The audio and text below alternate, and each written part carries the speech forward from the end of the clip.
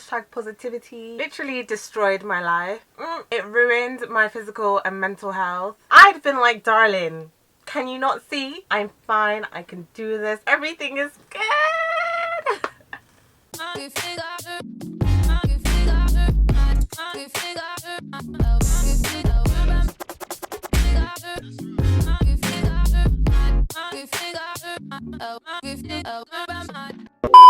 Hi guys, welcome back to my channel. Another video. Yes, if you want content that will make you laugh, content that will make you think, this channel's for you, darling. So hit that subscribe button. Your stress matters, your feelings matter, your mind matters. This week is Mental Health Awareness Week and the theme is kindness. So I really want to come here and just remind you to be kind to yourself as well as others. Sometimes the way I talk to myself, I wouldn't even talk to my friends like that. It really is important to be kind to yourself, and also it's always important to be careful about how you talk about or with other people, because you never know what they're going through. If you haven't read To Kill a Mockingbird, go and read that. Atticus says, you never really understand a person until you consider things from their point of view. That book has bars. Literally, GCSE English went off. Last year, I was literally a shell of a person. Positivity trademarked is basically the marketization of well-being and positivity. It's the kind that you'll see a lot with influencers or self-help gurus. It's this really persistent and insistent, everyone feels great all the time kind of positivity. My videos about second year and my video about why I left uni, this will give you a bit of context as to what I'm about to discuss in this video. Everything I went through last year really made me realize and come to terms with that I don't have to feel good all the time. In a world that has such a dualistic approach to everything, meaning good and bad, nice and rude, positive and negative, I feel like it leaves very little room for the nuance in the middle. A lot of cultures and philosophy wrestle with this idea of balance and opposite, and I've come to embrace on a very surface level the symbol of Yin and Yang. It has its roots in Taoism and Taoism. I hope I'm saying that correctly, which is Chinese religion and philosophy. And according to a quick Wikipedia, essentially it says that in ancient Chinese philosophy, Yin and Yang is a concept of dualism, describing how seemingly opposite or contrary forces may actually be What's not clicking? What's not clicking? complementary and interconnected and interdependent in the natural world. It's basically that everything is about balance and nothing is absolute. Last year, while I was going through the most amount of pain I've ever been in and trying to show up for my degree, trying to show up for my friends, trying to show up for my supervisors, trying to show up for my family, trying to show up for you lot, even though I only uploaded 2 videos, and it literally made me the epitome of toxic positivity. If you look through my Instagram story highlights, you'll see a story that says motivation, and actually the reason I made that was for me. I was trying to motivate myself. If you know me, you know I love a good motivational quote, darling, and I literally still do. It's just now I have a much healthier approach to it. So what I was doing was couching my feelings, my struggle, my anxiety, my stress. I was literally couching it in positivity, and therefore actually couching it in toxicity, because I wasn't allowing myself to feel any of those emotions. It's like, let's say you made a really like disgusting dessert or something, and then you put a cherry on top, or you just put some whipped cream on it to try and make it taste better. I was kind of doing like that, and I was trying to convince myself that everything is good, everything is fine, everything is positive, and that's really toxic, because I was doing that instead of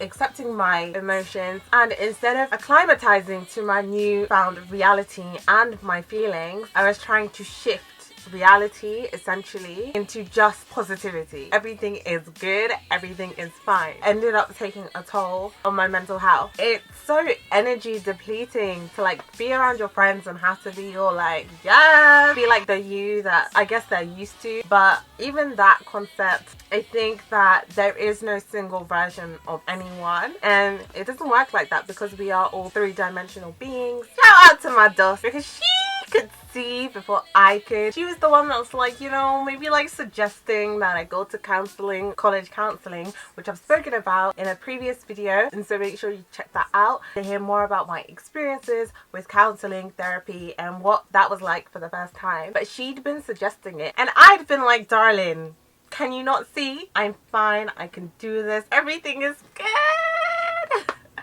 I do remember like her literally saying to me that, you know, you've got to be more accepting of help and more willing to say when you need help. And obviously it then becomes cultural, it becomes gendered, and all of these different things that kind of feed into why sometimes people suppress emotion. Definitely that kind of stiff upper lip and stoic culture can be really detrimental. It was nice to have like that catalyst of someone just bringing it up and talking about it and kind of normalizing it. Motivational quotes and hashtag positivity. It was just like I was digging my own hole deeper, literally overusing positivity. And when I say overusing, I mean overusing. I think that going through all of that has made me come to terms with the fact, it's a fact, that life is about balance. I'm gonna throw it back to GCSE science. I got my A in physics, so if I get anything wrong, don't at me. But if we even take matter, and if I'm thinking correctly, all the things on the periodical table are neutral because they have a balanced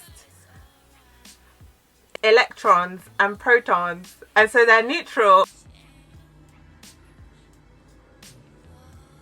Boy, if you don't... Well, that's just take the metaphor, okay? Even matter and the things around us and the things that make up the periodic table are neutral. Do you know how poetic that is? I'm gonna leave the link to this article in the description bar because it's so good. It was this that I read when I was like around my intermission, and I was like, okay! Quote from the author is, by trying to think positive all the time, you're attempting to shun the negative and embrace the positive instead of embracing the whole. and life is about the positive and the negative. After reading that article, I was like, gee, you're living a half life. I was robbing myself of the full and enriching complexity of human emotion. I never cried. This whole time I was going through all of this and I didn't cry. And like a busy drink, having been shaken and taking the cap off, I literally like exploded. And I'm so grateful for a support system. Just friends that are just amazing and that I can rely on, because instead of crying by myself in my room that whole night, I just had my friends around me, and it kind of just reassured me that everything's gonna be okay. And they weren't even like supporting me in a way like, let's talk about it and let's like dissect how you're feeling. We just like did other stuff. They were preying and we just spoke about other things, and that in itself was so comforting. And so I'm really grateful for having that support system, like I was saying, in my DOS, in my friends and in my family. That all really took a toll on me because it didn't fit into my cookie cutter perfect, I can do anything because I'm thinking positive. It didn't fit into any of that, darling. And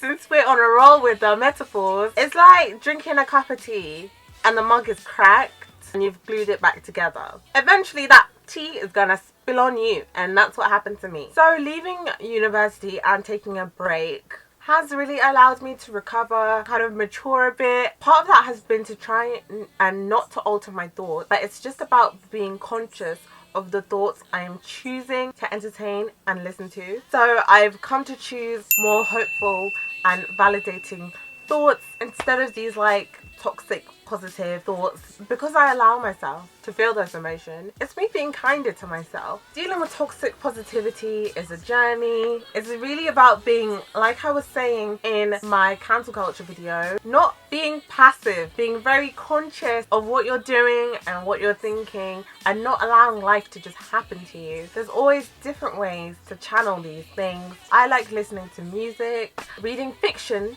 specifically has been so helpful because it just reinforces or reaffirms life's complex, and one can feel so many ways, and there's no one way to just feel all the time. So it really is an exercise in building empathy. I like exercise, I like journaling, but if you want to know more about how I've come to deal with some of these things, I did do a video about dealing with anxiety at a time like this especially. And so it's been really a journey that I'm still on, that I still had to catch myself out and be like, excuse me, There you go. There will be links in the description bar for amazing services that you can check out to help you on your own journey. I love Every Mind Matters, and they actually send you a mind plan which has stuff that you can do, and there are other apps that you can check out too, and I'll leave everything down below. Like this video if it resonated with you. I hope that you enjoyed that video, and don't forget to subscribe, and I'll see you soon. Bye.